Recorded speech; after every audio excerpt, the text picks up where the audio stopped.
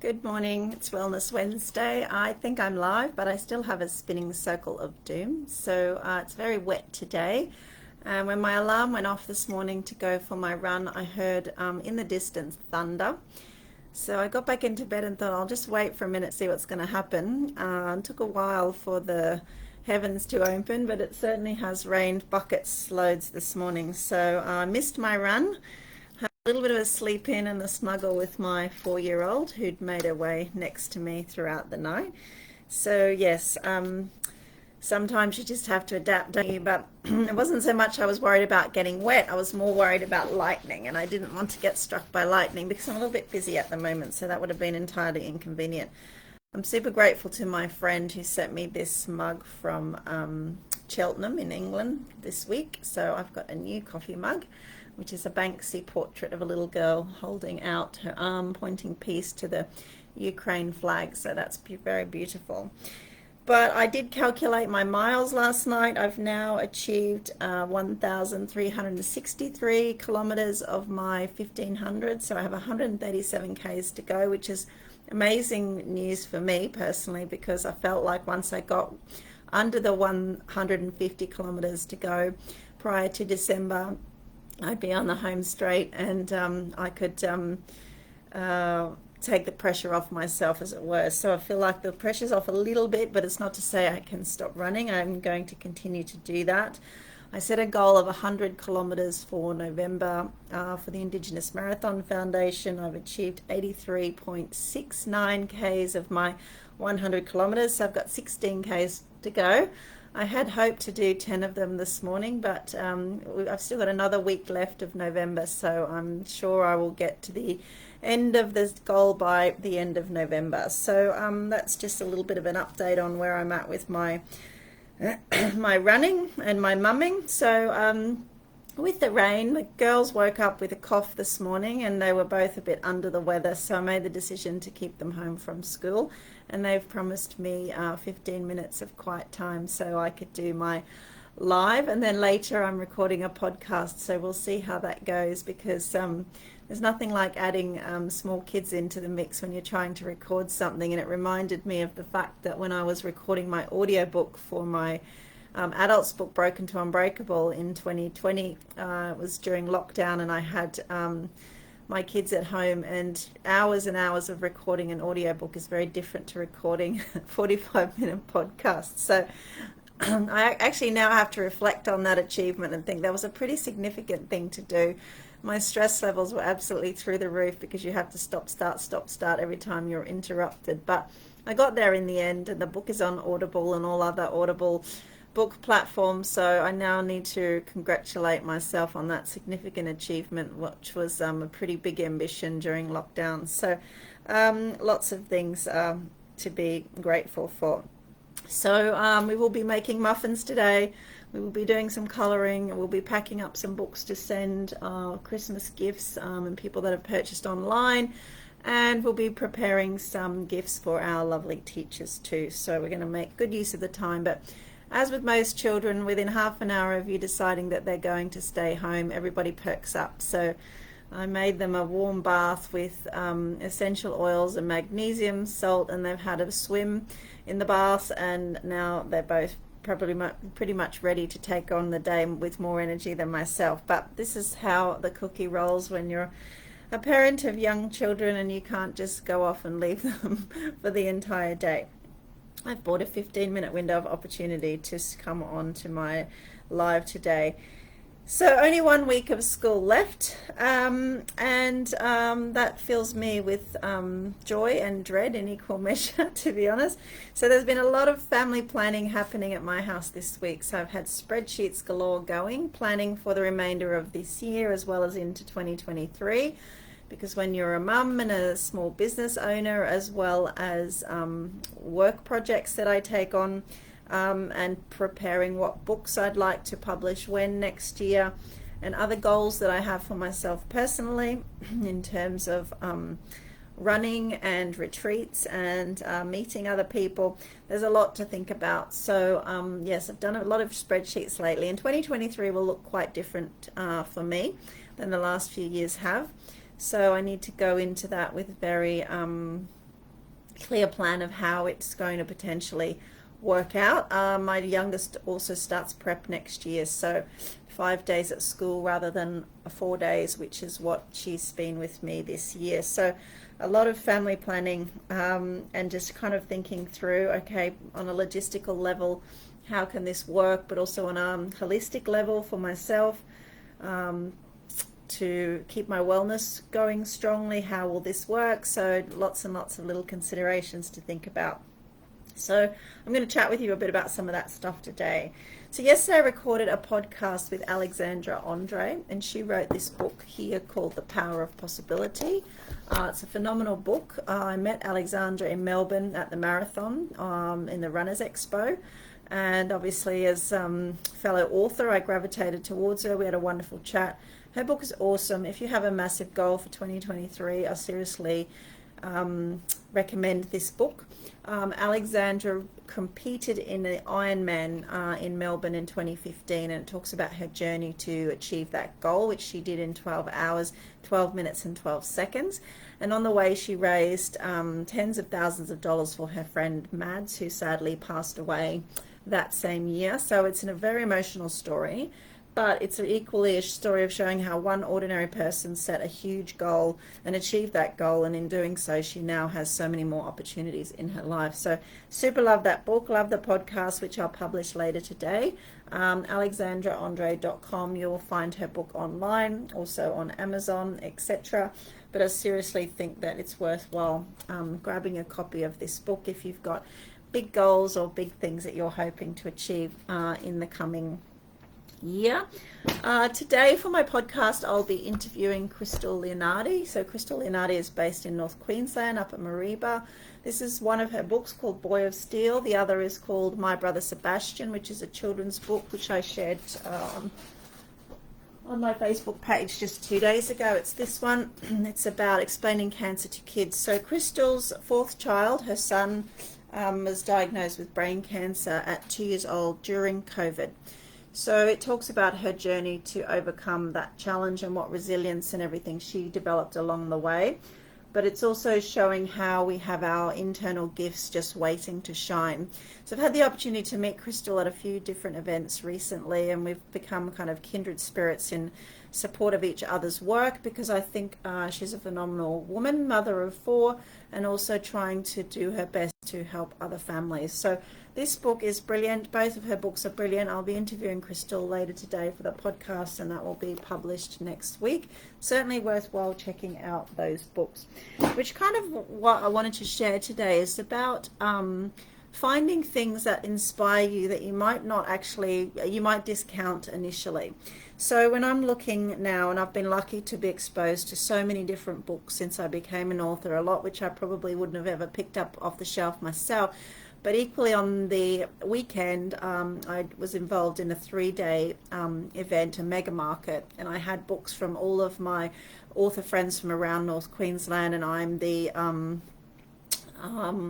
moderator of a Facebook group called NQ Authors Collective. And in that book, NQ, North Queensland authors come together to share work, to be inspired, and also to kind of exchange ideas. So I have books from pretty much all of those authors, plus others that I've gathered along the way. And everyone's journey is slightly different, and we can learn different ideas and solutions and things that come to us in lots of different methods. So Joanne Lynham wrote An Angel at My Door. You wouldn't necessarily pick up that book because you don't think, well, unless I have a child with Down syndrome, that book doesn't apply to me. But actually the book is one of the most powerful stories of legacy that I've ever read. And equally with The Power of Possibility, it's the most unbelievable book of challenging yourself and the mind-body connection that I've ever read. And that's one thing I discussed with Alexandra Andre yesterday, is how she's written so succinctly, articulately about the mind-body connection and how we can heal our body through acknowledging our emotions, which I love because not many people talk about that. Other books that I've read that have inspired me, and I'm on the way to be inspired to read at the moment. So A Sober Lifestyle. So this is Carol Jones. She's from the Gold Coast, surviving 2 years and beyond of giving up alcohol. That's an inspiring book because it shows you how relationships with alcohol can get out of control and how we can overcome them, and also to how to understand our feelings and all of the things that we bottle up inside. So you might think, oh, well, I didn't have a problem with alcohol, that book is not for me. But actually the message underlying the book is really, really important and powerful. Recently, I've been reading this book, Chelsea Pottinger, The Mindful High Performer. She runs an organization called EQ Minds. What I love about this book is that it reaffirms to me a lot of what I wrote in my own book, but also kind of looks at other aspects in terms of toxicity around negative feelings and gossip, social engineering, so on and so forth. So it gives you really... I love holistic wellness, so I love to understand wellness on a mental, physical, spiritual level, emotional level. So if you don't understand your emotions, or you're involved in a particularly toxic environment, you're really going to struggle to manage your well-being, because you don't understand the impact of negativity, of putting yourself down, putting others down, so on and so forth. So all of those things play into your overall well-being. So this is a really great book for actually highlighting some of that, and really simple self-care strategies, which I enjoy as well. And then more recently in Townsville, Jane Arlett has published this book called Big Little Business.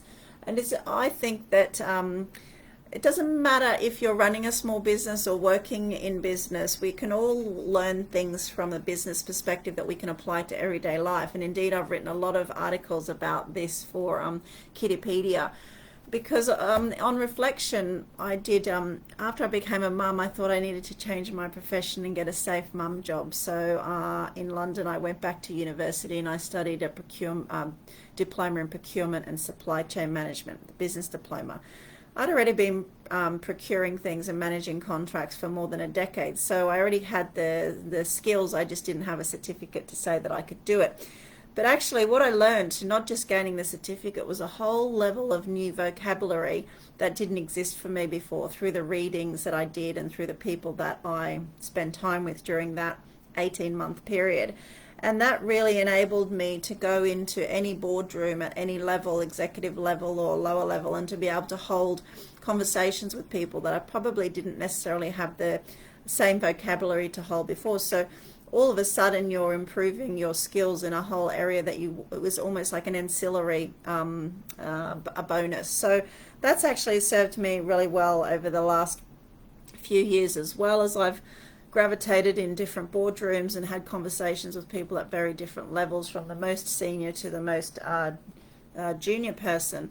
And you can really start to identify and look at different ways that you can manage your own business. You can operate in business, but you can also see how the world works in a different way. And when it comes to wellness, or it comes to work, or it comes to business, I don't think we acknowledge enough how all of these things are inextricably linked, and how we can tap into different ideas which enable us to kind of learn and share things in an entirely new way.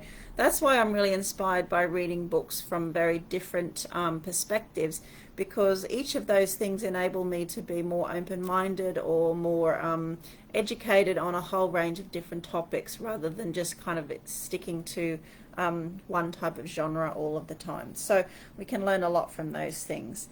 So I've put the links to the authors of those books in the notes below. You can check them out for yourself, and hopefully you'll be inspired to do something different and something new yourself for 2023.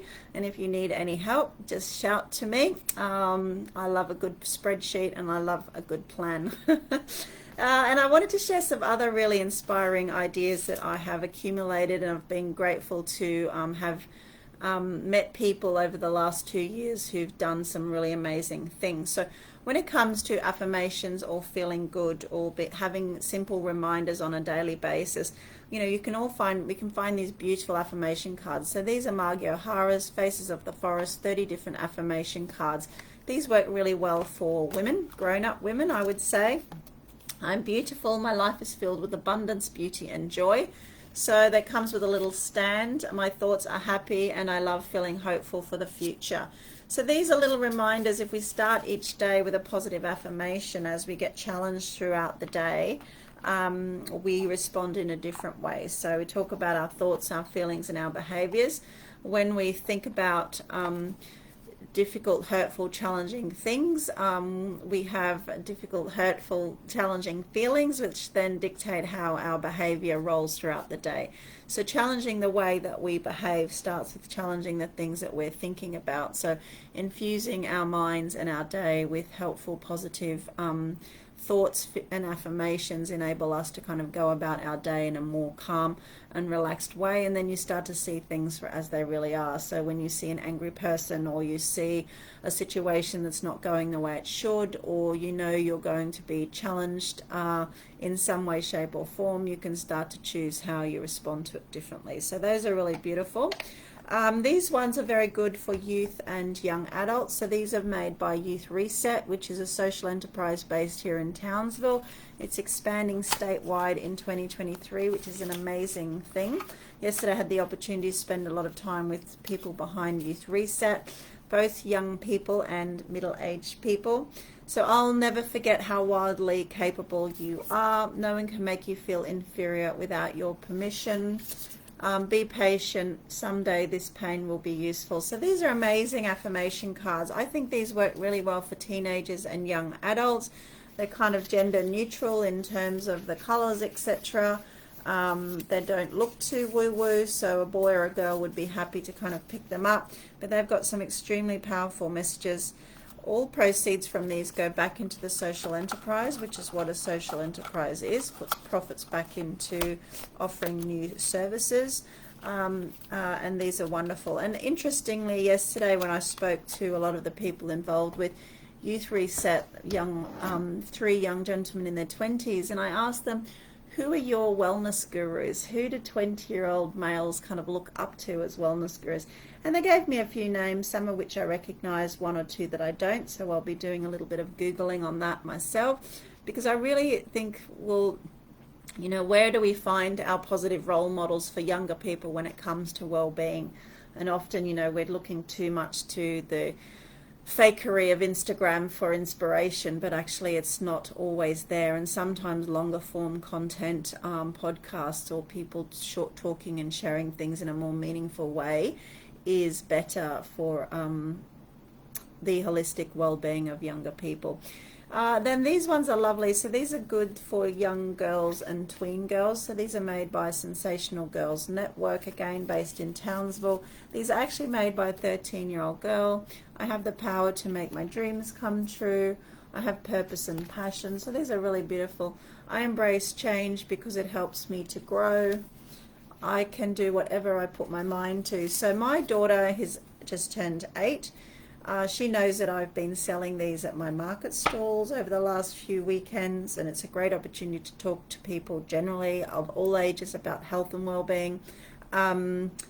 She said to me this morning, Mum, can I have a packet of those cards to put in my room? And I love the fact that she's asking me for that. So these are special. I won't allow anyone to dull my sparkle. So these are also available to purchase. I've put the links below. So I've got 2 more to share with you, slightly different but also important. So these are called Reef Cards. They're also made by Margie O'Hara, who produced this card. These are about sustainability, environmental, so they're called Reef-tastics, helping save the reef. These are very beautifully made, and what these are good at is about helping children understand climate change, the planet, and simple things that we can do at home to improve things. So as we go into the holiday season, which is a lot about excess, it'd be good to maybe to share these with young people too. I will decrease my screen time and play outside more. I will grow my own herbs and vegetables. I will make crafts with recycled materials. I will make my own gifts from recycled materials and old junk. So these are really super cool because I think they give little ideas to do things differently. And indeed, that's what I'm doing with the girls today. We're going to make some homemade stuff and we're going to give it to people for Christmas. And then finally, Healthy Little Eaters is a puzzle which is made by a lady in Townsville. She's a pediatric nurse. So it shows you on the back how to play, but essentially it's demonstrating to children how different foods impact different parts of our body, and how you can kind of encourage kids to look at food differently. So what food looks like an ear, what food looks like a bone, what food looks like a kidney. So these are really cool. What food looks like corn. Munching on corn gives you strong teeth. So then you'll find a picture of teeth. Kidney beans contain lots of fiber and an excellent source of protein. They contain many minerals and vitamins which can help you maintain healthy kidneys. So a kidney bean matches a kidney. So generally what I've been doing with kids at schools is showing them how it works in terms of the puzzle, giving them a few ideas that they can match up, and then within a few minutes they've kind of done the entire puzzle, and they've also learned a lot about food, and they've learned a lot about their body. These are super special. I think they're excellent. They sell really well because I think a lot of positive conversations around food, but also the nutritional, what I call the nutrient profile of food and how it impacts our body is not something that we discuss openly enough. So those are some super lovely ideas. We're coming up to Crazy Friday, Black Friday and Cyber Monday and all of that stuff. But if you're looking for locally made and produced gifts from small business owners in North Queensland, I highly recommend all of these products because they all have something wonderful to contribute to society. I'm an advocate for social change, so I'm happy to share those products and services and books of loads of people that I find inspiring, because the more information we have, the better. So I think that's what I will love you and leave you with today. If you've got any questions about what I've shared, just drop me a note. I look forward to sharing the podcast with Alexandra Andre later. We're talking about the power of possibility, big goals for 2023, and ways that we can improve our well-being. So take care, have a lovely day, and I'll see you again soon.